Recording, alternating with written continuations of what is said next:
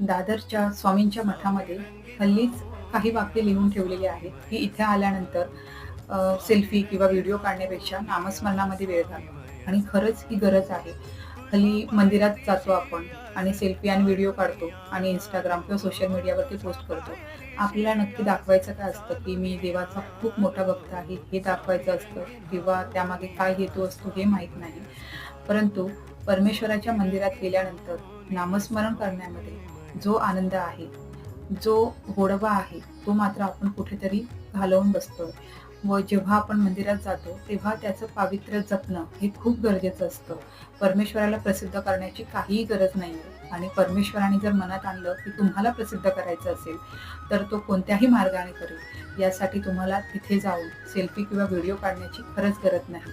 आणि खरंच हा दादरच्या मठामध्ये हे जे लिहिलेली वाक्य आहेत ना, ती खूप गरजेची आहेत आणि ती सगळ्या मंदिरांमध्ये